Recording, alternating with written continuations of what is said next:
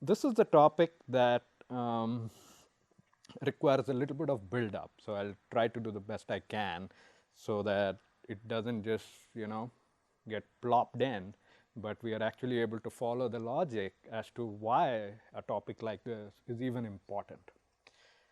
Threefold social organism. What is that? And what do I mean when I say a separation of powers for the 21st century? So, first of all, what this brings about is okay, we are looking at ways to arrange society.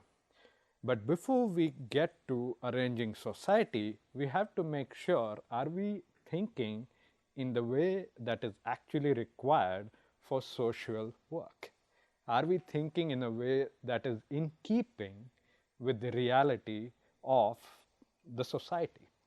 And at first glance, it might not look like that's such a big deal because obviously we are all part of it and we interact with it. We can obviously say, you know what, this company doing this is not a good thing. Maybe the government shouldn't be doing this and these people should be doing that. So we have these opinions that kind of bubble up.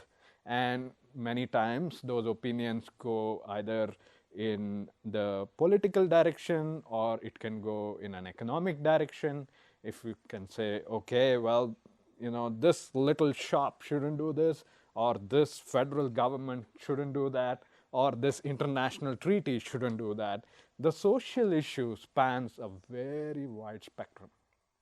So, because it does that, we need to be even more careful because any error in our thinking will just cascade into very high levels if left uncorrected.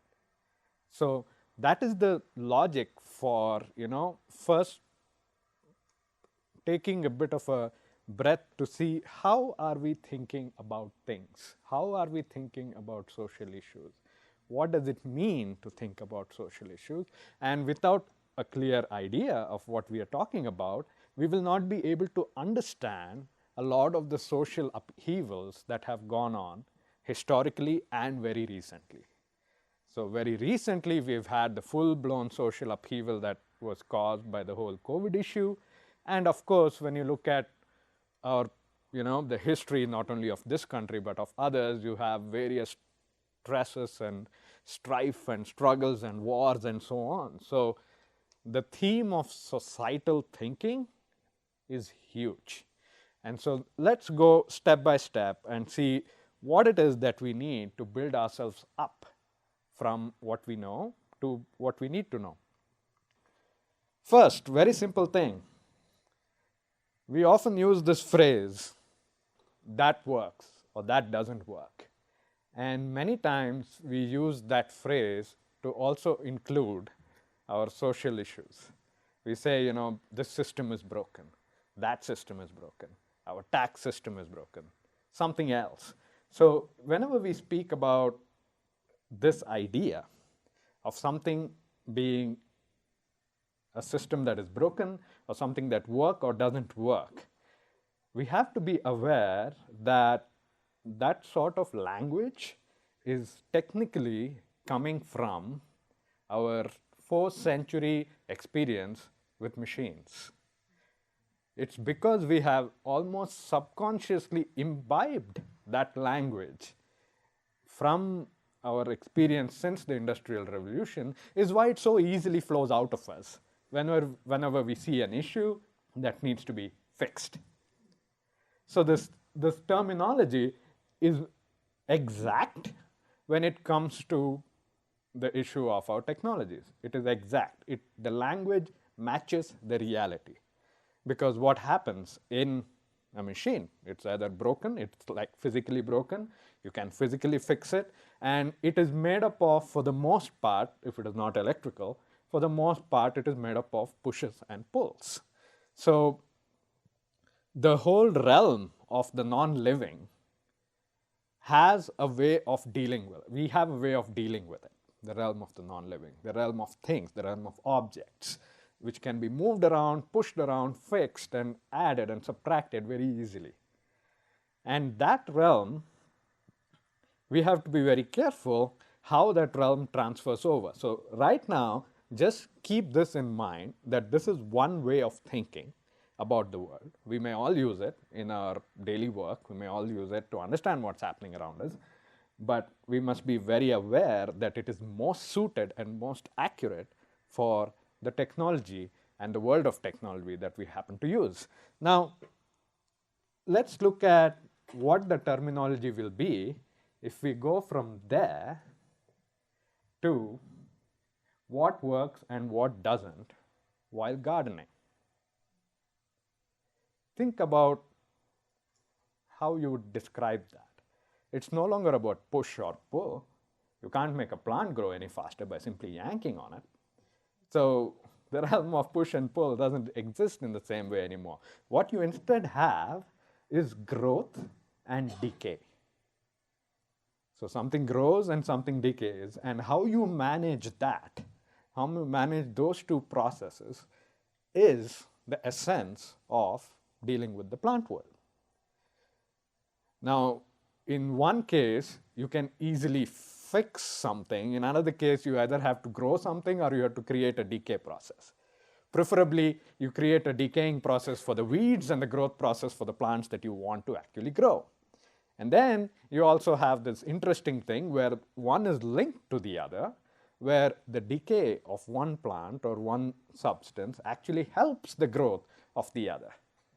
That almost never happens in mineral situation. It doesn't happen. And the other very, very critical takeaway in the organic world is nothing is static.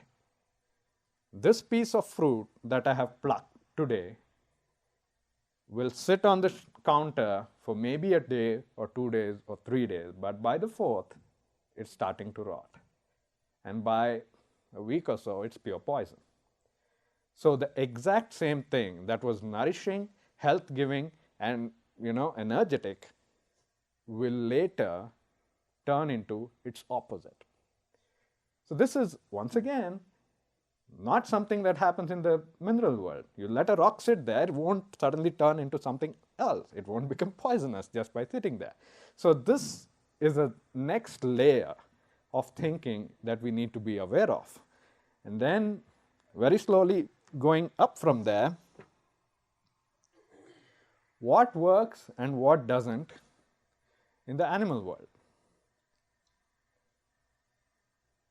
When we are dealing with animals, and here I'm talking more in terms of handling them and less in terms of just having them as pets, but even including having them as pets, what you're dealing with is a different vocabulary, because here you have behaviors, and the behaviors are conditioned not through push and pull, not through growth and decay alone, but through attraction, enticement, and repulsion or fear, more psychological aspects. So you can train an animal like it's done in the case of sheep. The sheepdog is the one that has the right balance of fear and pressure in order to get the sheep to go where you want it to go. And this is not limited obviously to just one species. It holds good pretty much across the entire animal kingdom. The wilder it is, the tougher it is, and the closer to a pet it is, the better it is. So from lions to sheep, you have this completely different realm, a different vocabulary, a different way of handling the realities. A zookeeper or a shepherd will have a totally different vocabulary as compared to somebody who works on a tech job or a physicist or someone like that. It's just out of necessity. That's the realm which you're dealing with.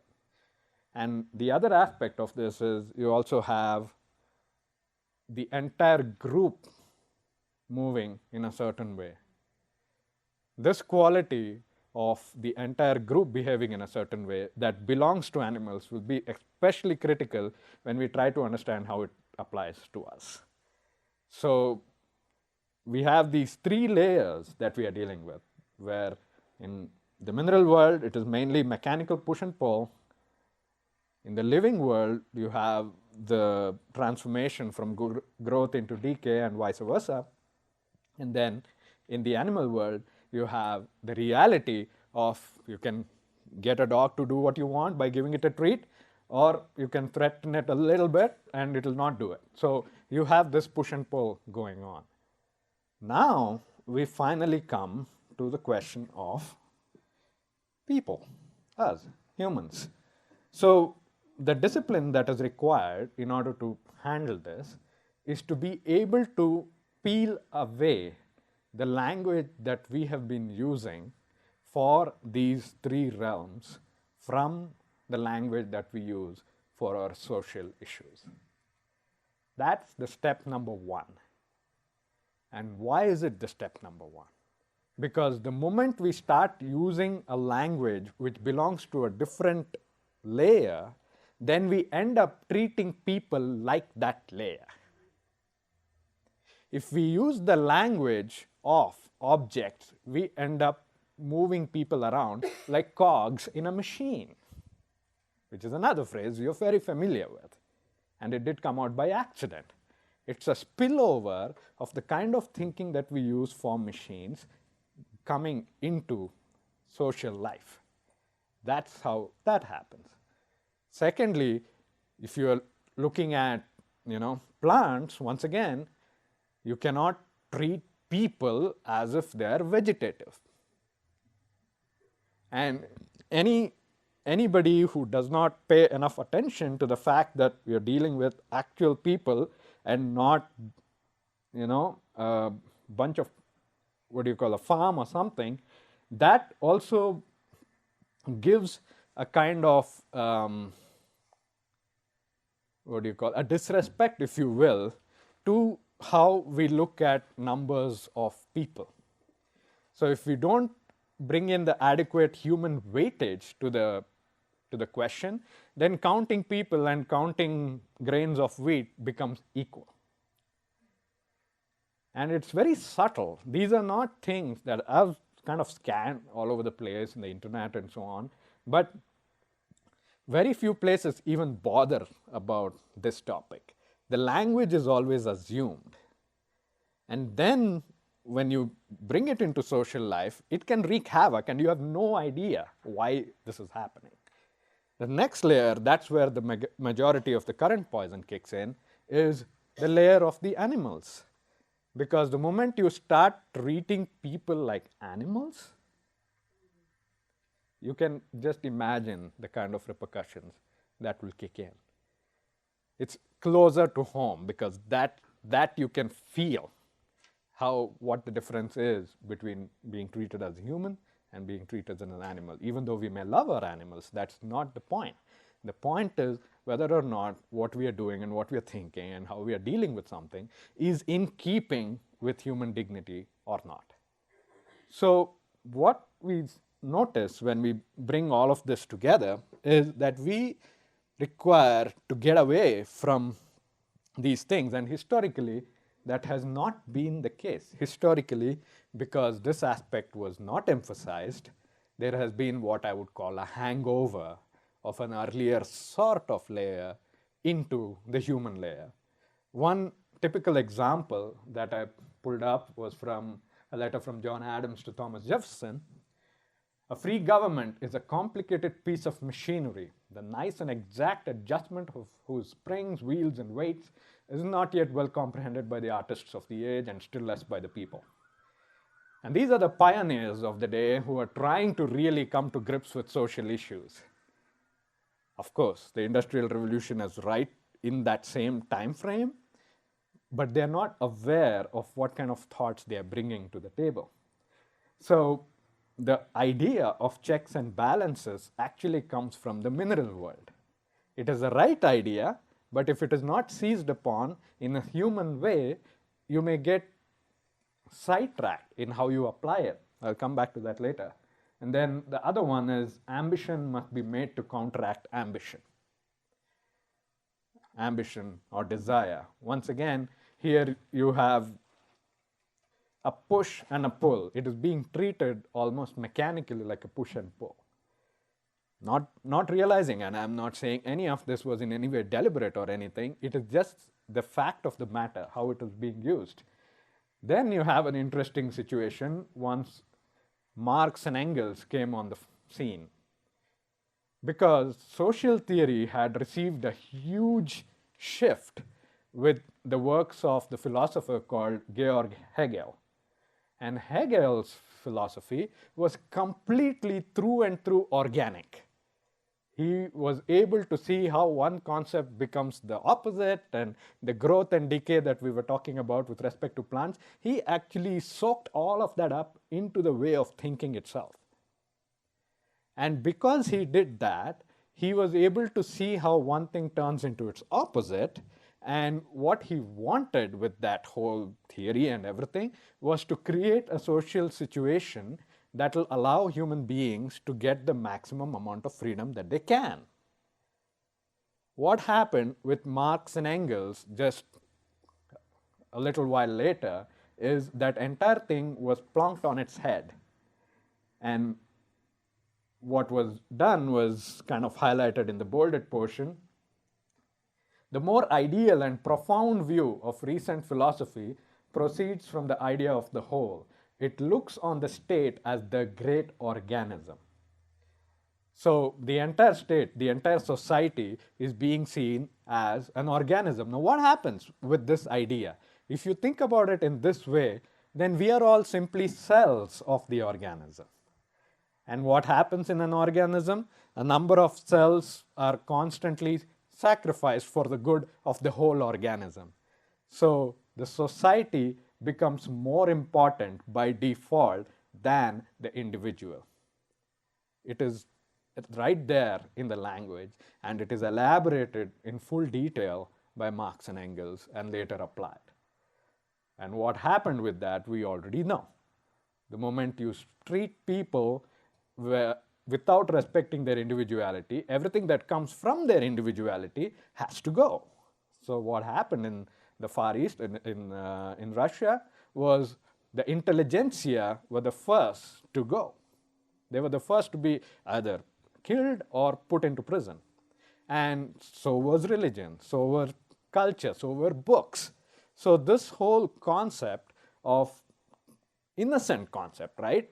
Because, oh, we are all one great organism, we are all connected to each other, we all, are a part of a whole, all wonderful, but not at the expense of human dignity. And that's where this entire way of thinking created a wave of devastation in social life.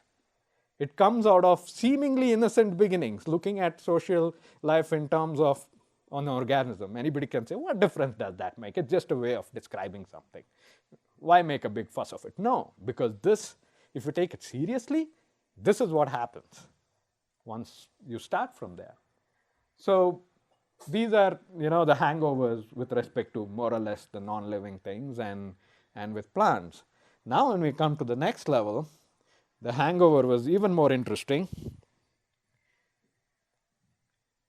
This is to show the work of Edward Bernays. How many of you have heard that name before today?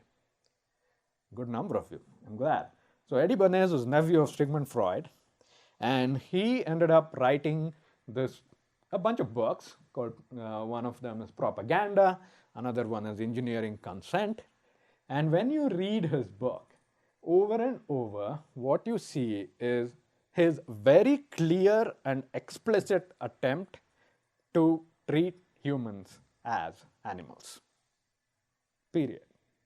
No difference. And the way he expressed that is, if we understand the mechanism and motives of the group mind, is it not possible to control and regiment the masses according to our will without their knowing about it? The recent practice of propaganda has proved that it is possible, at least up to a certain point and within certain limits which have been continued to be pushed. The engineering of consent is the very essence of the democratic process, the freedom to persuade and suggest. In other words, the freedom to force, quite a paradox in terms. So you have this description being given by Eddie Bernays, and he put it into practice. One example was, the picture at the left, which dealt with ladies smoking. So in the 1920s, it was like almost a taboo or sacrilege for ladies to smoke. They were not a market for the cigarette companies. So he decided to get some very prominent women to go march in the public, and he called the theme of that entire march Lighting Up for Freedom. So you connect the image of a lady holding a cigarette with something the human being wants, namely freedom. Link them and you have it. Almost overnight, the cigarette market doubled, and this started happening in public, no problem. Now, if women wanted to smoke, that's a different issue. Here they are being herded. And you could see the exact plan of how to do that. This is for cigarettes, for soaps, for all sorts of consumer products from the 1920s onwards. And the name given to that was public relations. So this method, believe it or not, is kind of like the analogy of the machines. The language is embedded in us because this has been used on us. Many times we have used that too when dealing with people. How many times have you thought of something this way? You know what? If I write it like this, they won't like it. If I write it like that, if I put it like that, then it'll catch their eye. And then, they'll pay attention. And then you have them. That whole pattern, the entire department of marketing that has come up and has been an adjunct of the industry for over a century, began right here. And another person who was working around the same time or a little bit before was Pavlov. Ivan Pavlov, which is more well known, the treating of the dogs and all of that, the salivating dogs, that whole story which we were all taught. But interestingly, the other person who was very deeply involved with the techniques of PR was P.T. Barnum of the Barnum and Bailey Circus. So we are seeing a guy who knows how to handle animals, large number of them, also coming up with more and more techniques to engage the population in a big way. And everywhere the key is, how do I do something which bypasses the free will of the individual, hits their subconscious, gets the more animal part of them to wake up, whether it is through fear or through any other desire that we have, use that and basically make that the way of interacting in a social situation. So what happens with that? Well, you obviously have a big deception being played because nothing is what it seems. And what is missed out in all of this is what is actually the principles of human action. Not animal, not plants, not just things and objects. What is it that we need to be speaking about when we are actually really focusing on human society? So in human society, one aspect of human action is compulsion. That's at the bottom. What's the compulsion aspect of how we work? We all have to feed ourselves. We all have to work. And various other things. We have to deal with each other on the freeway. We have to watch out. We have to follow rules. These are compulsion. The stronger something is linked to the ground, the more compelling it becomes. Say, for instance, if there is a drought, or if there is a excessive rain and there is a flood, or excessive snow, or whatever, and that just removes crops for a whole region of the area, like the city, that's a compulsion. Weather compulsion. These are forces they are very deeply, embedded in human action, but we are dealing there directly with forces of compulsion. We just got to do it. That is why one way of compelling people is to threaten their income. Very simple. All you have to do is threaten the income. So you heard this phrase a lot, like incentivize people, incentivize people. Well, it comes from a combination of looking at people as animals, so you incentivize them like you do Pavlov's dogs, and you also do it using money because that's what hits the compulsory aspect of things. So the compulsion is one whole layer of our activity. Then there is the whole layer of negotiation, where we negotiate. Okay, I'll go this way, you'll go that way.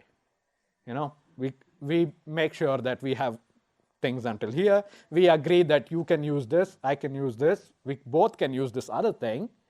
That whole layer comes to the question of negotiation. And here it's not like, okay, it's not a compulsion. It's not something you can say, you know what, we have to ask somebody else, or we have to, go and look it up in a dictionary or on the web. No, this is something, if you and I decide that this is what we are going to do as a contract, that is what we are going to do. So that is a realm of negotiation. And what is the last one is something that has to do with either improvement of yourself or improvement of the world. And you'll notice that as you go up that ladder, the compulsive aspect starts reducing and the free aspect starts increasing. You don't have to improve yourself.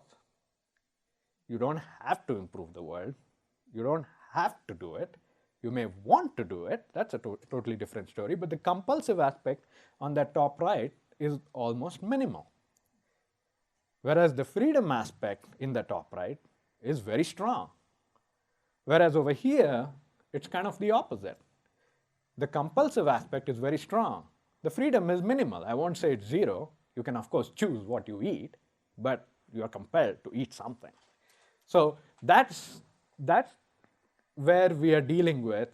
That's the raw material, if you will, of what you need for anything to do with human social interactions.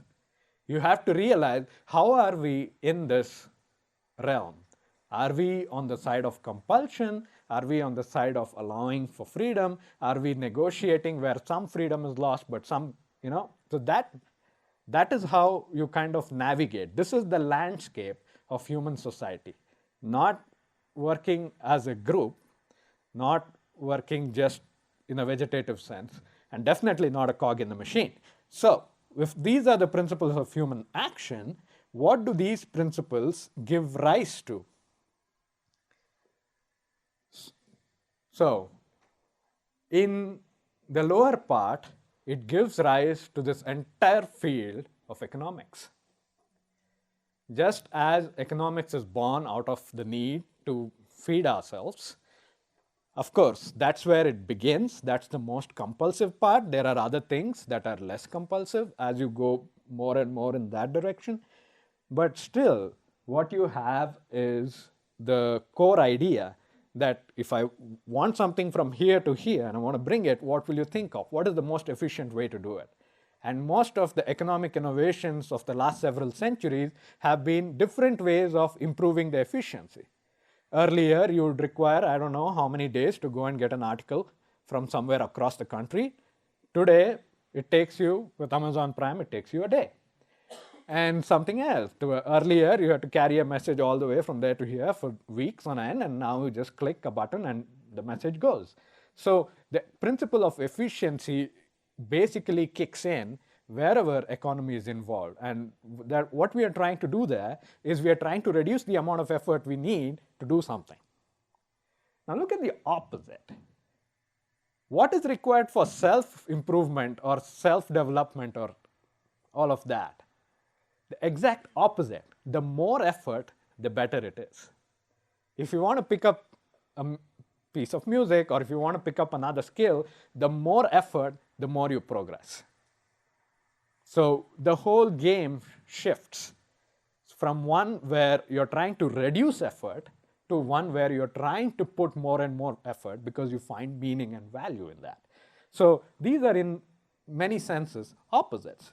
However, here you have the realm where we negotiate. And only where we negotiate are we truly in the realm of law? Something that is not fully clarified in a lot of legal theory and in a lot of government action. What is a government? Really, at the core of it, what is government? If I put 20 people in a room, can you tell me whether they are people of the government, whether they are people who are running a business, or they are people who are part of the same religion? This is a group of people, this is a group of people, that is a group of people. So how in the world are we using these words so casually? Hey, that's the government problem. We don't understand that consciously, but what we are actually pointing to is the realm of negotiation, the realm of economy, and in case of the most free part in all our social life, we are dealing with the realm of culture. It's also the realm of individual merit. So what happens is, you can always see these different aspects, and there are many ways in which you can confuse one with the other. And this confusion is at the basis of a lot of social problems, because we are bringing very unclear thinking to it, end up confusing things. For instance, can you take a vote on what the boiling point of water is? No. Okay, so if you can't take a vote on the boiling point of water, when you tell somebody about the boiling point of water, or you teach somebody about the boiling point of water, what is the principle that should control that interaction? Is it a negotiation? You don't have to teach it, you don't have to tell somebody. There is no compulsion for you to tell somebody unless they are in an industrial accident. So in general, a fact like that, which has no negotiation and no actual compulsion for you to communicate it, comes to the realm of culture. But that whole activity, what has happened? If I am to teach a kid that fact, usually that today has to come from the realm of negotiations, namely the government. So for a very long time, the notion of public education has held sway in our society since I don't know how many centuries. So when public education came in, we made a confusion of situations. We put something which cannot be negotiated, which cannot be voted on, into the realm of voting and negotiation. And what would happen as a direct result of that? That suffers. Free development, individual development, improvement of any kind immediately suffers.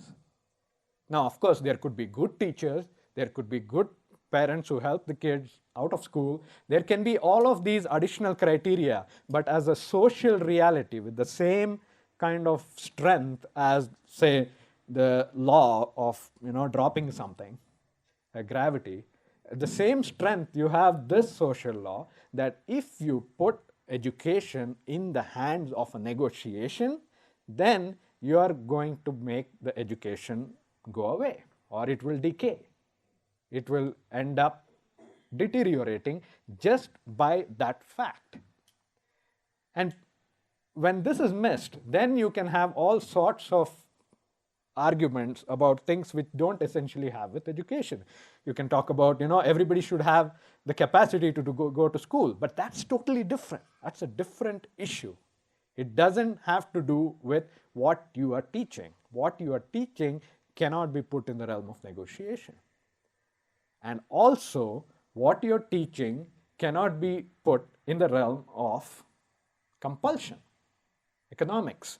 So you might have heard recently that a lot of the curriculum is being written by the big companies. And what they do is, well, the companies go and they lobby Congress. And then you are all forced to use their particular textbooks in hundreds of thousands of public schools all over the country, over here. So Does that have anything to do with education? Not as a principle. In fact, it becomes even more toxic than the public education system. So these are some social laws, and interestingly enough, because the social laws come with their own reality, their own landscape, their own laws, they occur in their own time scale. If you create a public education system today, it won't go bad tomorrow, but it will go bad 50 years down the line. It will go bad 80 years down the line. So that's like a few generations. That's its time scale. So similarly, if you do something like this, if you make education the domain of economy, then that ends up deteriorating even faster. So, but it still won't do it tomorrow, but may still do it in 10 to 15 years. And you're all seeing how rapidly things change with the advent of social media and the cell phones. It was an economic thing. Suddenly, we were all able to afford this thing. Suddenly, we were all able to carry one in our pocket. And then that economic fact ended up changing how you educate. So now you no longer have to put all that effort to go to school and ask a teacher, wait for the response, then try to understand. No, you can just Google. So the principle of economics has entered education. What is economics? Efficiency. Needs to happen like that. I need it yesterday. That's the principle of economics. Principle of education, long, slow, steady, and deep. All of which get sacrificed when you plonk that over to the other sector. So these are how certain principles of human action, when they get violated, they start causing aberrations. We see the aberrations, but it is very hard for us to see the principles behind, basically because of the kinds of confusions that I've told you guys before this. So as we continue on, we look into our history. In the realm of negotiation, after the age of empires, the first conscious attempt of organizing a society happened and collapsed during the French Revolution. So the French Revolution was at the cusp of the last days of the empire sort of thinking, at least at that time. And the political nature of the revolution and all the violence that followed, the result of that was the creation of the strongest arm of the government that the world had ever seen at that time, which was the military of Napoleon. So you see that when a conscious formulating of society does not include all different aspects, what kind of explosion there can occur in social life. Anybody who studies the French Revolution, they will see this particular fact illuminated in that whole development. Because what was happening with the tussle between the king and the third estate and all of that, ultimately it came down to failed negotiations for power. And that is why Paris saw the amount of violence that it did. And in that blood was forged the mighty military machine of Napoleon. And what happened once you have a very, very, very strong military, it becomes a permanent part of society, and then it ended up making militaries out of all the European nations. So this is not just France, but because of its tussle with all the surrounding areas, everybody militarized. Without that, we could not have had World War I. Impossible. Without the gigantic push that came to Europe through this particular aberration, none of the later realities would have taken place. And then, of course, while this was happening in Europe, almost parallelly in the US, which we all know, was another attempt, a big one. That was the creation of the Constitution. Once again, here we are looking at a conscious putting together of a social structure. Interestingly, what was happening when in the discussions of the Constitution, which by the way were secret until I think what is Madison's letters were put out. Correct me if I've got the wrong name, but it was held in secret, and people didn't know what was. Nobody else knew what was going on, and only until later, when the finished product came out and the Federalist Papers started coming out, that we started to understand. Okay, what was the intent and what were the discussions and what was actually happening.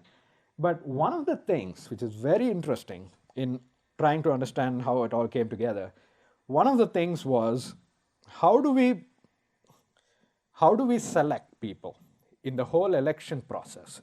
How do we select the right people? Because something that the founders of the Constitution very scared about was mob rule. They did not want mob rule, which was basically the rule of the majority across the board for all issues. That was not the way they thought government should be run.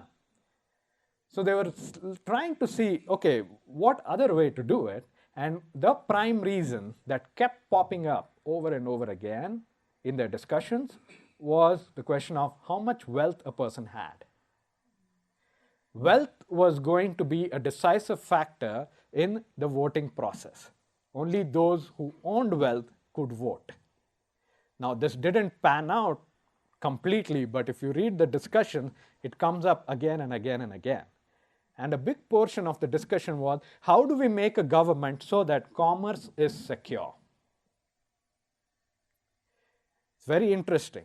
When you look at the dealings, because many of them were pretty high on the wealth scale. Like George Washington was probably the biggest landowner in the United States at that point. And in such a situation, when they are making the discussion happen, then inevitably the economic aspect comes in the discussion of creating a government. So those two things got mixed together inevitably in the forming of the United States Constitution. So this whole situation was a problem. There was a problem. What was it? Economy is not properly handled. What happens when economy is not properly handled? It will demand that it be properly handled. And when that demand hit a tipping point, that demand was already seen in the discussions that the constitutionalists were having. But when it hit a tipping point, you had the Civil War. A complete tearing apart of the whole country, with the economic interests of the North being arrayed against the economic interests of the South. And slavery is part of that equation, not the primary, the secondary aspect of that equation. If you go and read the discussions back then, you'll see how many times those in the South would accuse those in the North, saying, hey, you keep talking about slavery, but you make use of what we produce as a result of slavery as part of your own economic machine. So who are you to point fingers? And then it goes back and forth. So what happens is something that is more in that region, a cultural issue, the freedom of a person, the dignity of a human being, all of that starts getting entangled and roiled up in the middle of this economic war. And that usually is what makes it to the textbooks today, because not a lot of people will go and dig in to understand what actually happened. But what happened was a huge price had to be paid. But it was a few decades down the line. For the situation in case of the French Revolution, you had immediate result there, because in that case, the Jacobin extremism and the violence was within a few years. There was almost no pause. But in case of the Constitution, it was like a slow boil, and then it exploded. For us, for India, different story. We had a different combination. We had the British Empire, which was the governance, and then we had variations here in the culture. The variations were, okay, we had a lot of Hindus, we had a lot of Muslims. And when the British left India, they had already done so much of divide and rule policy in India that the two groups, the Hindus and the Muslims, were already whipped up to quite a frenzy at that point. And what they should have done in creating their new government, the whole Indian subcontinent, they should have been able to keep aside the nature of the religion that each community comes from and been able to form a government that doesn't step onto the toes of religious aspects of life. If they would have been able to achieve that, that might have gone somewhere. What happened instead? We tore each other apart on religious grounds. And what you have is India, Pakistan, Hindu country, Muslim country. So instead of separation of religion and state, we almost got two religious states. That's when these confusions that I'm talking about become almost solidified in social life. And now you have to deal with them just like you deal with the laws of nature. So all of this, the requirement for all of this is to see how important this notion of separation of powers really is. The first attempt with the Constitution tried to do that, tried to keep things in their own separate spheres within the government itself. Kind of like a shadow of what I was talking to you about earlier. They already started doing that. But the idea was still very mechanical, and because it was not able to properly understand what belonged to each sphere, this is what should have happened, and this is what ended up happening.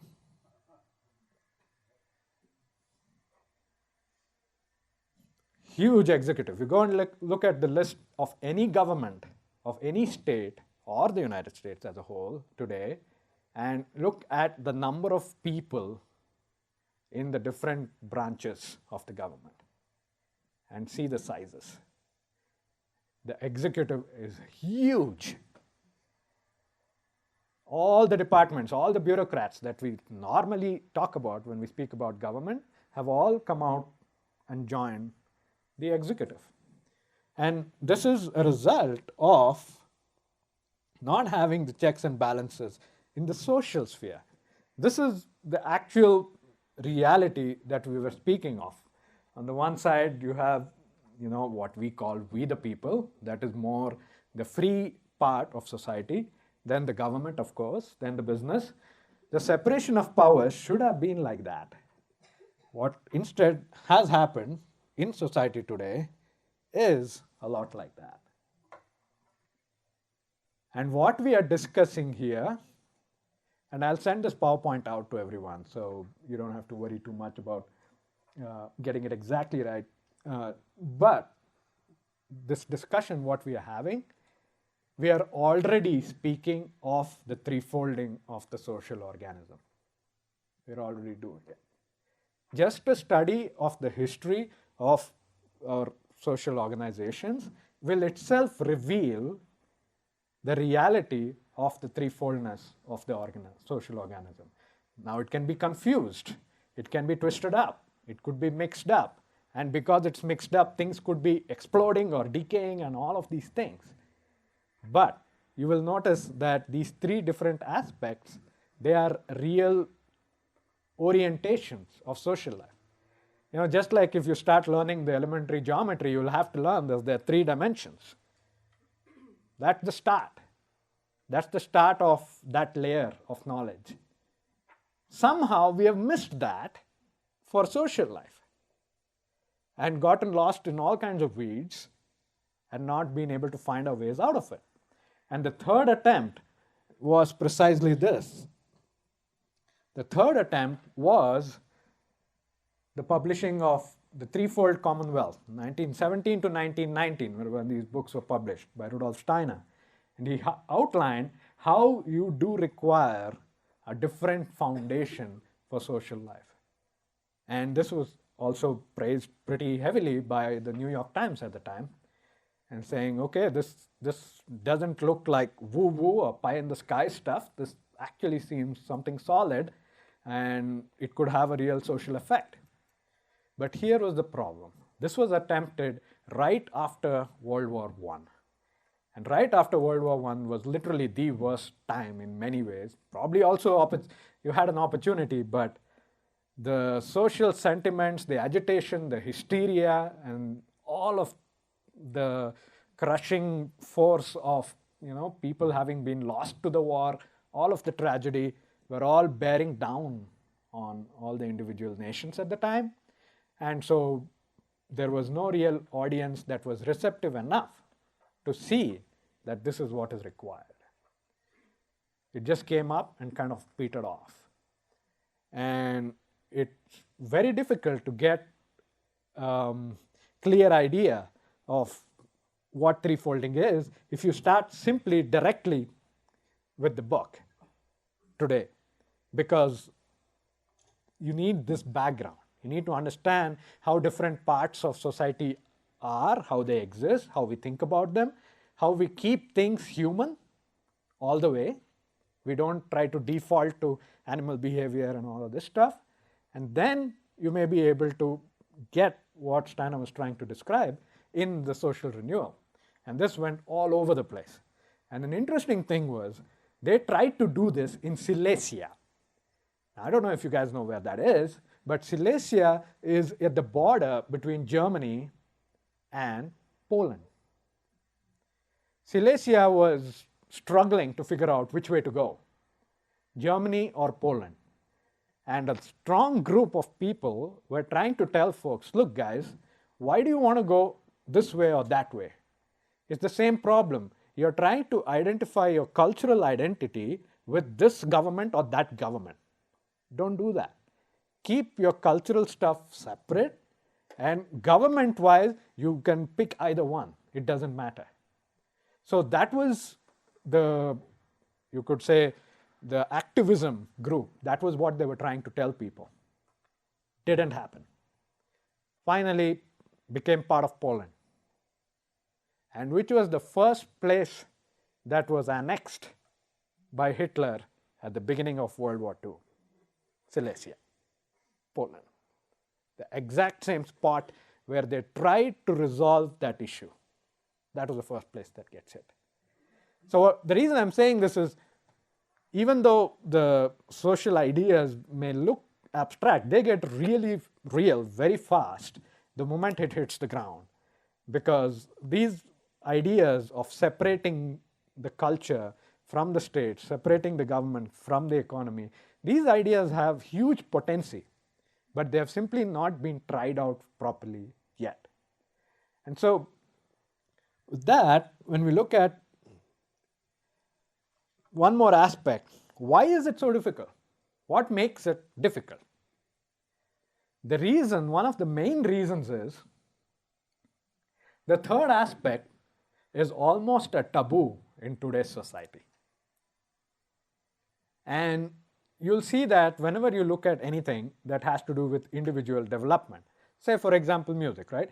When you talk about music, what do you speak about? You speak about the music industry or the entertainment industry. When you speak about teaching, we've already gone through it, the private school and the public school. When you speak about organizations, what do you speak of? You speak of business organizations, you speak of governmental organizations. And poor culture has to pick a non-name like non-profit, non-governmental organization. It cannot even be named. It's a taboo that we didn't even know we have. So the idea of culture is hard to get at, because again, whenever something new is coming in society, it doesn't just pop up one day. It takes time to gestate. It takes time for people to understand that this is what they are looking for. And one portion of this happened during the last 3 years, during COVID time. What happened was medicine, which was more a matter of what you think and what your doctor thinks, suddenly became everybody's business. And everybody got to tell everybody about what to do like that. So that explosion that we saw was once again culture, in this case medicine, being pushed through government mandates or being pushed through incentivizing by the private sector. Now, whether or not that is the nectar of immortality is not the point. The point is which layer is it coming through. And once again, once you shift layers, things go bad intensely. The same relationship, like a human relationship that is freely engaged in, you can imagine how all kinds of abuse will kick in the moment there is force involved. Any human relationship, the moment one person gets forced in a relationship by the other person, or pressed down, or in any way, that is called abuse. So things flip very quickly. That's still a relationship, but now it's no longer in the relation of free exchange. It's even gone past the negotiation. It's devolved into a compulsion of some kind. That is what we call abuse. If somebody is starved, that is abuse. So the same principles cannot be used across the board for everything. We crisscross them. We say, economics of relationship. What do I get out of it? And what do you get out of it? And all of that. Again, corrosive to the social fabric. Or when we speak about science and so on, we speak about market of ideas. Once again, market and ideas are two different things. Market seeks for least effort, most efficient. Ideas require a lot of effort. They are oriented in completely opposite direction. And that opposite direction, the direction of culture, it's very hard to come by. You have dance companies, music companies, private companies doing research, all of that happening, government funding research, private companies funding research, but no research as such. You have education being funded by the government, education being funded by private industry, no education as such. You have the medical industry, or you have Obamacare. But you don't have medicine as such. This is what I mean by the taboo. We don't even know that that's what we require. And so threefolding today mainly is about understanding this and then taking the necessary steps to do the separation of powers so that culture can thrive. And look at all of this, like science, medicine. One key theme about all this is that it is based on merit. It has to be based on capacities, inner human capacities. And you'll see that across the board. Science, yes, you're a better scientist or a worse scientist. Doctors, education, I kind of did health twice, but then art, of course.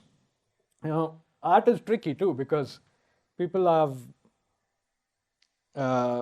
grown up with the idea of art, which has made it extremely subjective only. It has been made very personal.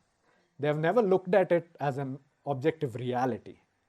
And that's part of the problem of not looking at culture on its own level. Judiciary. This is something that is described in the Threefold Social Commonwealth book as well. The judiciary, which we know as being the third part of our government, the judging capacity is a human capacity. The capacity to decide what is right and what is wrong and what is truth and what is false and what is human behavior in that way, who's deceiving, who's not, all of that has to do with human capacity. We have never really gotten there. We have never really allowed human capacity to take part in the judicial field, in judgments.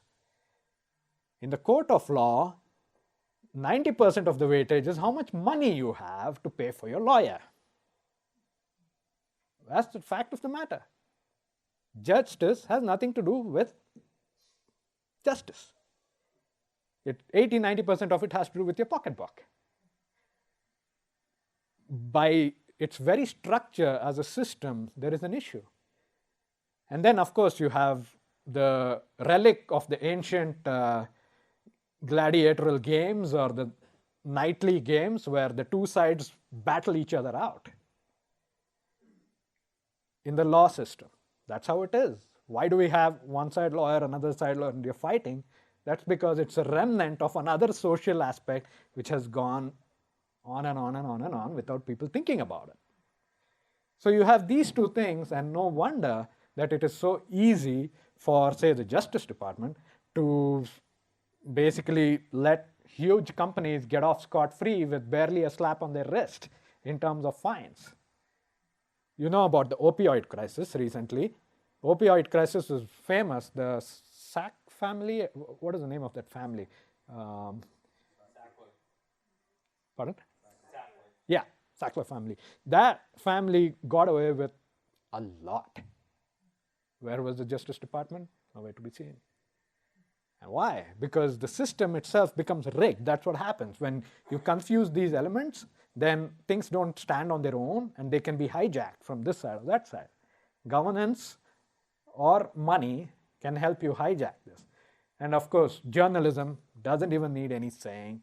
The fact that media companies exist and media houses rule the roost, we all know that.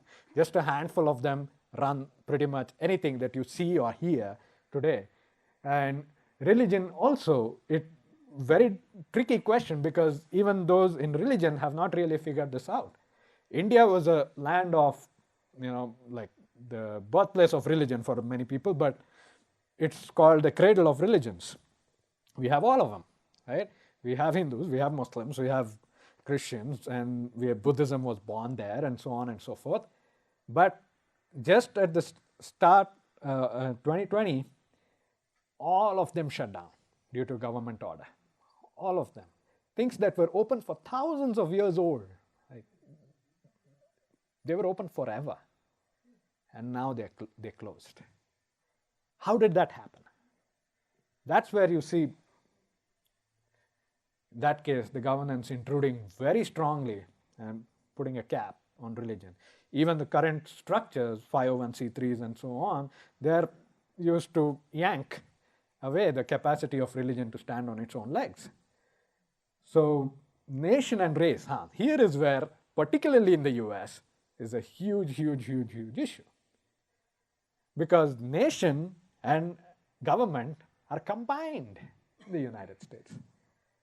That is not the case in other parts of the world.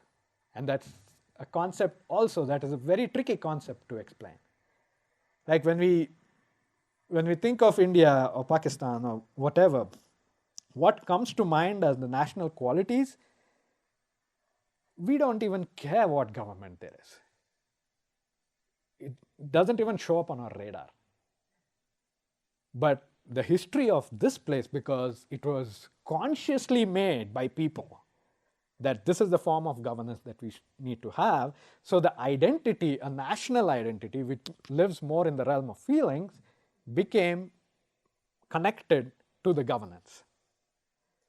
So in that, there is also a relic of ancient Rome, because Rome was where being the Roman citizen became such a charged topic, whether somebody is a citizen or not. And today there is a lot of controversy about who is here and who is not here. But nation and governance being two separate qualities is what is required to understand how to rejuvenate the United States culture itself. Because the United States culture is pretty much missing. What the rest of the world knows about United States culture is basically the garbage part. It's just, okay, this is trash, this is here, that is there.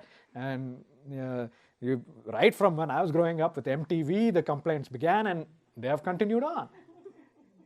So culture packaged as entertainment industry is all that people know about American culture. And the reason is because it's that big taboo.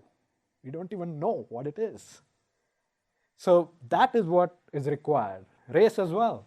People have tried to solve race questions using law alone, and there lies the problem. You cannot solve a cultural problem using law alone. And the moment you do that, you start aberrating the whole system. It will keep the problem away for a while, but it will be a permanently simmering, boiling issue, just like the simmering, boiling issue exploded in the Civil War. Today, we are seeing that kind of tendency crop up again on the race question and all the rest of it. So this is what happens when you look at threefolding. You start understanding what belongs where. And that is the critical part, because that will tell you what to do. What to do. What is to do is to put each one on their own feet and try to take every step that we can in order to separate where they are entangled wrongly. And that's a big portion of all social work. And what I put down here, the Foundation for Cultural Renewal, that's our little 501c3 organization, where this is the task that we have picked up. We will put, or we'll try to put, culture in the center. Give it a name. Let it not dangle with non-profit, non-government. Give it a name and let it take on these subjects. So the last 3 or 4 years, we've been busy with a number of these things. Medicine has been a big one. The law that was passed previous year was about how to allow a private contract between doctor and patient, so that if the doctor wants to try a different treatment, he or she can do it, instead of being beaten down by licensing boards and insurance and all of that. What is the licensing board? Government. What is insurance? Economy. So you're trying to separate medicine from government and economy. Yank it out and put it on its own feet. There you have a law that comes right out of that principle. Then another one, which was, of course, several of the mandates that were being pushed, the law was passed to make sure no force occurs anywhere in the employment field or in the educational field. So right now, in any school, in any university, other than the medical students, which we're trying to do right now, you cannot force them to get vaccinations or any of that. You cannot force. You have to give them exemptions. So this is, once again, it doesn't matter if the government mandates you water. It cannot mandate something that you consume for your health. So with that principle, that was separated out. So these are laws that we can come up with and help create. Now, of course, it'll have to be couched in a language that the legislators can understand, and so on and so forth. No worries, at least you know what you're trying to do. We did also try to get help for some homeschool over here in the Sandy area to see if something will pick up. We were not successful with that. And journalism, of course, we have a group here like Defending Utah, who's doing one of the best journalisms I've seen in the last few years, of going through literally line by line what's happening in the government, what's happening in society, all of that. So having independent media that is not a company profit-making machine changes the whole game.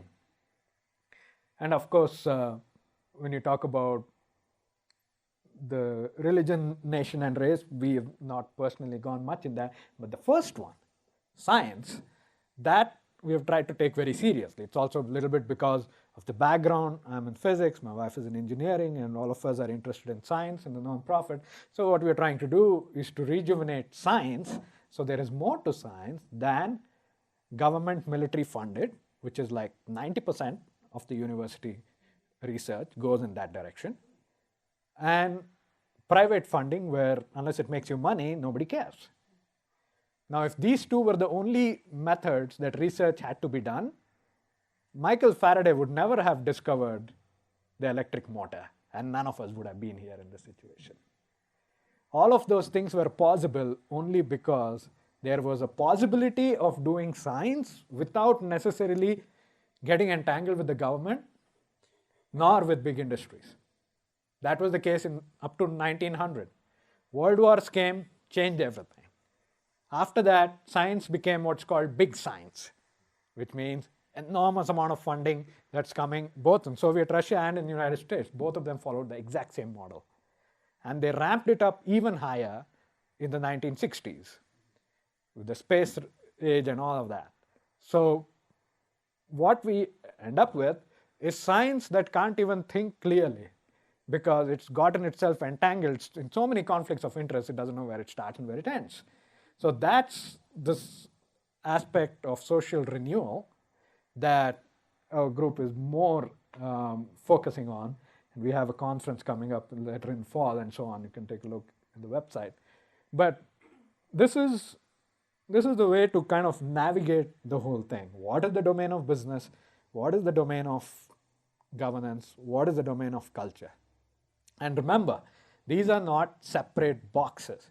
Do not allow the thinking that belongs to the mineral kingdom to enter your mind. Make sure that you stay true to the human situation, because all the previous kingdoms are kind of combined in us. So we don't have sharp boundaries.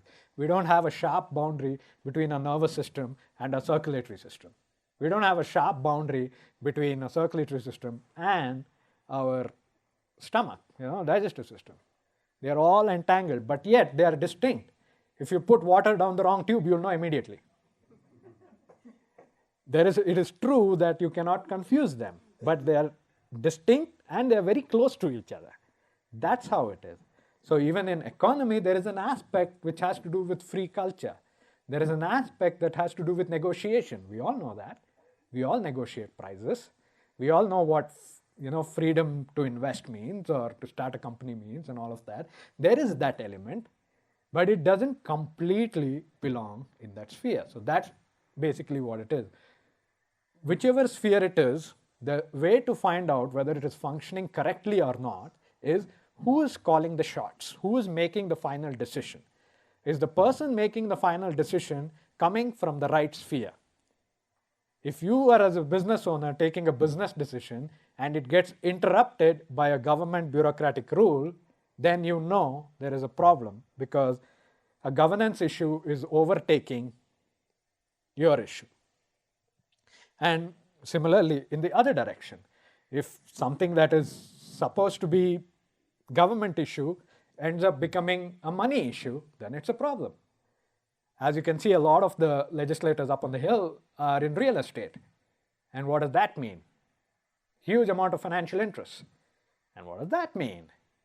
Governance can be bought. And what does that mean? Large number of lobbyists. And so on and so forth. So you can see right from the get-go how the system has gotten corrupted. And so now you can start thinking of chipping away at that corruption bit by bit at whichever level that you can do it at. So to just complete my whole presentation, I'd like to leave you with some parting thoughts. And that is something that I've come to understand, and it is an Indian's understanding of your culture, so please take it with a grain of salt. But one of the clearest statements that I've found on this notion of the separation of culture and state has been this, where in the Bible it says, render unto Caesar the things that are Caesar's, and unto God the things that are God's.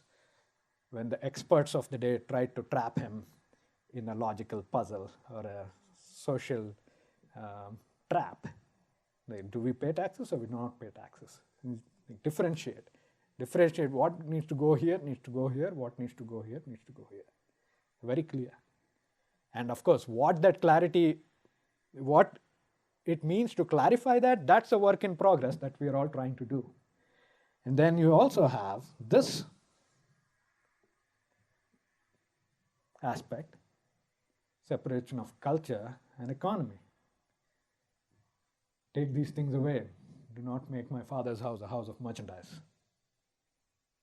Today we barely see anything cultural that is not a house of merchandise. And right here you have that fundamental principle embedded. It's not just being realized in our daily lives. And the last one, separation of state and economy. The great betrayal by Judas for money. For the sake of money, give him up to authorities, the government authorities of Rome. So this is a betrayal, which means for money you're willing to violate rights. The mercenary instinct. Oh, my income will go, so it's my job. I can't do anything about it. No, it's not. there are other principles involved. So when one or the other principle gets too big, then immediately it starts affecting the others. And all of this is there in like the religious core of Western civilization as it developed. But one of the good things Steiner did was to help elaborate this in a way that actually connects to real events. This happens, this happens. We go from this principle, this happens. Go from that, that happens. So these are actual living principles that are alive. They can work if you want to work with it. And we have done our best to try to put some of those in action. I'll be happy to tell you more about that. But these are the parting thoughts I wanted to leave you guys with. So with that, thank you.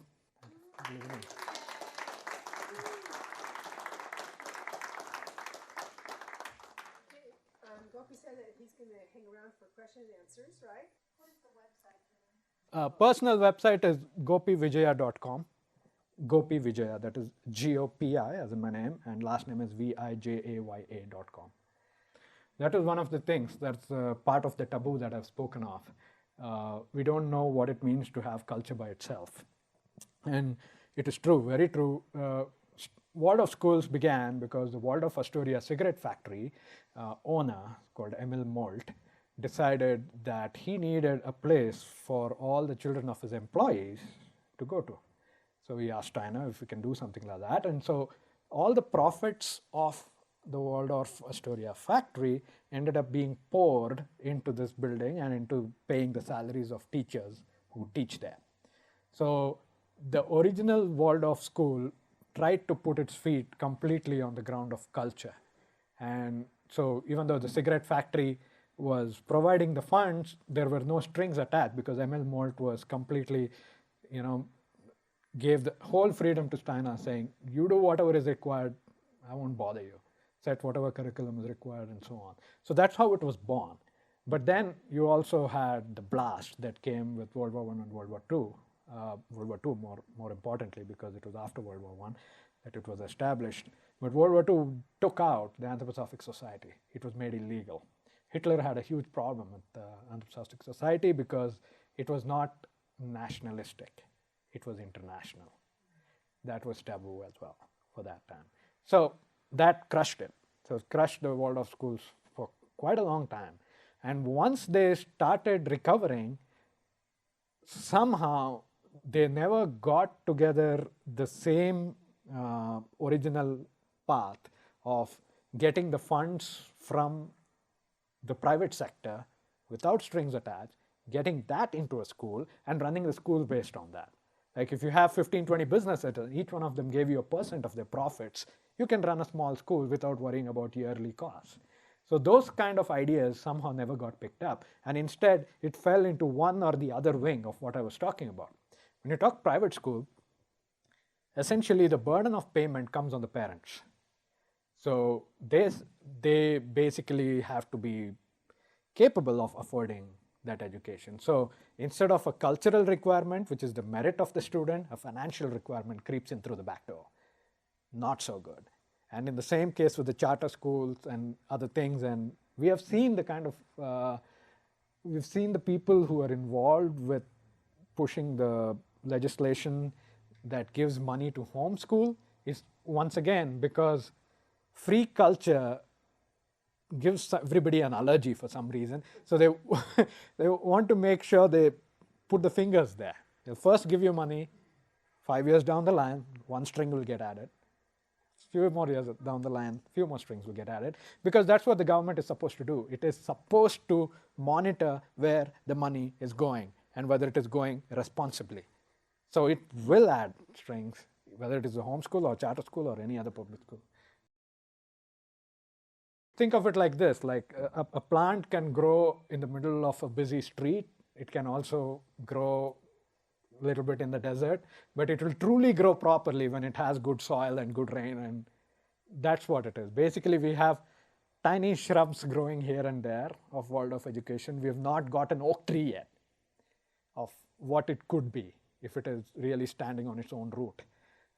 So because of the vibrancy of what the Waldorf schooling system brings, it helps it survive in different environments for a while. But already I can tell very clearly the standards of world of education have like objectively gone down, especially in the sciences. And one of the reasons is what we have been talking about. The sciences require a lot of work in the world of schools. They are pretty good at art. Science requires quite a bit of work. Yeah, yeah. So that's why I was trying to give a few small examples. There are several. That's the thing. You are free to choose which one you want. And so when you take up any of the things that we discussed earlier, right? We had, which of these topics are you drawn to? All. Well, pick one. Which would be Education. Okay. So if it is education, then by these principles, what you're trying to do is to set up a system where the money that comes into a school doesn't control the school. And the legislation that controls what a school is doesn't control the school. So here a good example is something that has come out recently on the legal side, which is private contracts. So private contracts is one of the ways in which you try, not 100%, but try to pull away from the definitions that are given in the statute for a school and try to create something else. And they did try that during COVID years, both in California and in New York. They kept certain schools open using the private contract. It was full Soviet style, somebody calling in, and all of that happened. But the point is they did do it. So creating a social contract with private membership type of contracts, and most critical point, the number one reason why education has not been able to stand up on its own legs is the funding issue. And the funding issue means that you cannot allow it to be dependent as much as possible on government funds or on the pocketbook of the parents. So what you need is to identify people who value the kind of education that you're trying to bring, and identify if they work in industries which can pledge a certain percentage to, say, take care of 2 teachers' salaries. Let's start there. 2 teachers' salaries will 2 or 3 restaurants, take care of it because they see the value in this kind of education. And then you spread from there. Very concrete, very simple, but it can be done. And then, of course, if you have Waldorf as a backing, then the curriculum itself is also something that can thrive. Yeah, I don't doubt it's a struggle. I mean, we struggle ourselves. But the point is that's kind of the only way to break that. Because if we compromise and we say, oh, you know what, it's too difficult to harness the industry forces, let's just go with what we have. Let's just go with the government for the time being. That whole time being business was what made it so that we don't have a Waldorf school in the original frame today. Because everybody kept kicking the can further down the road. Like, it's too difficult right now, let's do it later. For now, my kid is growing up, I need a school ASAP, so let's just get this ball rolling. So that attitude ended up creating the current situation. Otherwise, by now, we would have had an oak tree. We don't. We have a lot of little shrubs. And I would say just imagine the oak tree and not the shrub. So if you have not been able to show them the value of it, try to grab a hold of Waldorf graduates who are in different industries and ask them to write up what they found to be valuable in Waldorf education and bring that to the business. Like, you have to be able to think of new ideas to create that engagement. I mean, one simple thing, right? Almost everybody knows that excessive phone usage is harmful for the kids, but nobody is able to clearly articulate why. In Waldorf curriculum, you can articulate why. You know which aspect of the child gets affected because of the use of technology and all of that. So anybody in society who feels a concern about that, that's whom you approach for funding. So these are some of the ideas. These are concrete. So whenever you look at all of this, try to see where you can peel off something of the governance or something of the financial control. Finance isn't the problem. The fact that it is controlling is the problem. Again, laws aren't the problem. The fact that the laws control the curriculum is the problem. That's why I say it's not, everything does interact with each other, but who's calling the shots? That's what decides whether it belongs to that sphere or some other sphere. So that's an example. I can give examples on multiple. Yeah. First, we have to peel out, just when you think of nation, you have to be able to peel out the identity of the nation from the military might and the identity of the nation solely from government as such. And to be able to think, okay, what is the mentality of those who want to consciously organize a society? There you have a drop of what the nation is really about. And also the philosophy, like the philosophical stream of Emerson and Thoreau and all of those guys, it never really flourished. It was part of the American culture, but it never had a chance to flourish. It immediately went down, it was pushed to the side, and people just went on with whatever else was coming in.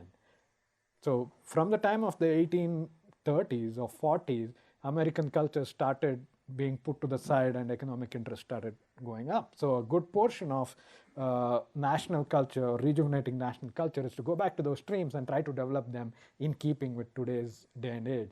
And we have identified a few people who have actually done that. You know, the reciprocal system that Julian mentioned earlier, that was actually, that is a way of looking at physics that was developed by an American engineer who worked in the oil industry. And he ended up in his 60s to put together all the knowledge that he had of the research that he had done with thousands of different liquids and oils and everything, and compared it with what the textbook said. And finding all the discrepancies, he started building up a different way of looking at physics. He called it the reciprocal system of physics. And that has been 100 times more fruitful than all the quantum mechanics and this and that and Newtonian physics that we have been taught. And this is something that I have studied for over 10 years. That came out of an American, in an American way, I would say, if I'm to be honest. And that actually belongs to this place, but nobody knows about it.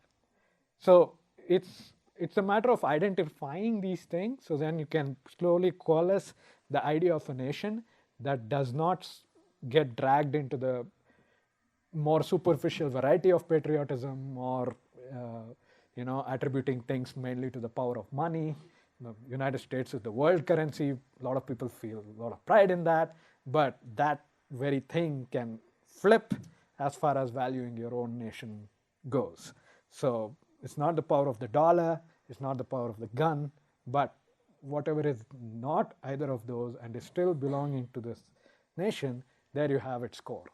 So that's the direction I would go, to even teach people about that, to tell people about that, identify these people and learn about it, teach about it. That's how you cultivate the national feeling. At that point, it was very open actually. It was more of, okay, all these kids, they don't have a place to go to school, and location-wise, money-wise, and so on. So can we do something? So it was, in that way, it was very kind of down to earth. We just need a place for these kids to go to school. And there are all these different types of kids, so it'll be good if it can gel well with the different types of kids that there are. Some were Catholic, some were not, and all different varieties were there. Workers' kids for the most part. So almost everybody who worked there sent their kids to the school. So they weren't usually the teachers. So the workers were separate, and the workers' kids would go to the school. And the teachers were kind of pulled in from all over Europe, quite honestly. The emissaries were sent out and they were pulled in saying, we need you here, we need you right now. So we pulled the best of the best as much as possible and got them to do the work. That's what made it a Waldorf school.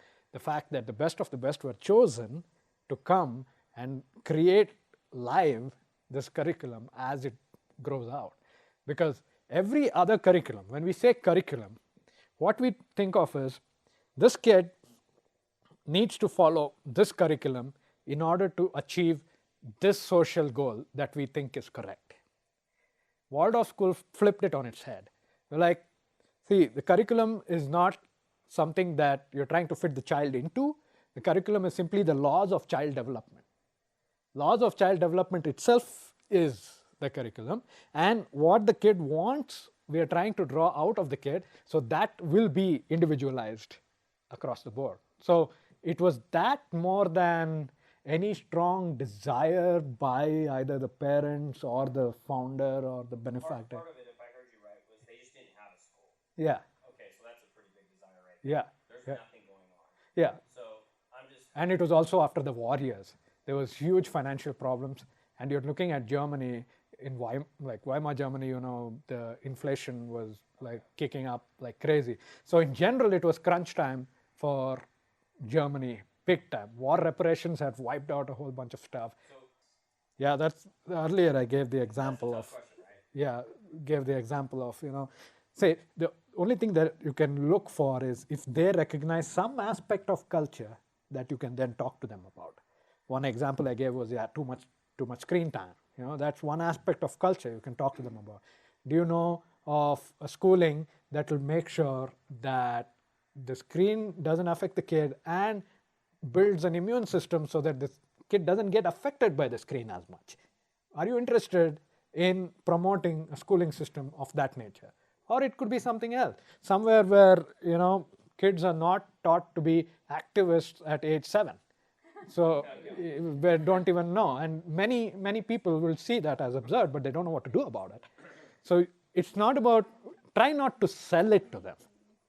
Try to make it something that they already think they need, and Waldorf school should possibly be able to give that. So that's a mentality shift, because we are just submerged in the selling aspect. Yeah. Think about the Indian temple here, or the Utah Symphony, and things like that. You have the power of the person who's giving funds is not able to control which Beethoven tune you're going to play on the symphony. You're not going to be able to control how you do the rituals for the gods in the case of the Indian temple or anything else. So I'm not speaking perfection. I'm speaking more of this is the direction in which it needs to go. There are some things that have already gone that way, Utah Symphony being one of them. There are other places as well that have gone that way, where it has been a diversified source. So for your question, yeah, preferably not one benefactor, but multiple. Multiple small ones, obviously preferable to one big one who can just pull the plug. So basically, it's the solution that you are providing that the government wants to provide, but ends up providing in a toxic way. That's what they do, right? They say, okay, anybody, regardless of their financial background, can do it. This is what they're talking about. The school we went to was also. That's right, yeah. Snehatu is reminding me, we both went to the same school, high school, in India, and it was completely a benefactor-based school. So it was called the Fees, yeah, not zero, but a middle class person could afford it. yeah. It was very affordable, and it was called the Educational Trust. They created an educational trust in a city where everybody there thought, okay, you know what, we need to create something for these guys to get an education system going. They put in all the money, and our fees were maybe, in a comparison with dollars over here, maybe 50, 60 a month, maybe at max, that was the order of magnitude of the fees. So it was quite affordable for parents. So it works. So we have grown up in a system that did that. And there are several others who have done it in a smaller scale. So we just need to be able to have the courage to do so. Yeah. Yeah, basically they're giving you the money for financial reasons. Right. Right? Yeah, that's what you're saying. This whole circle's connected. They're But we connected. don't want it to be connected. No. That's the thing. That's the thing. The mechanical thinking keeps sneaking right back up from the back. No, it's not about not. So they're like this. They are as close as your blood vessel and your nerve. They are that close. The question is, how are the shots being called?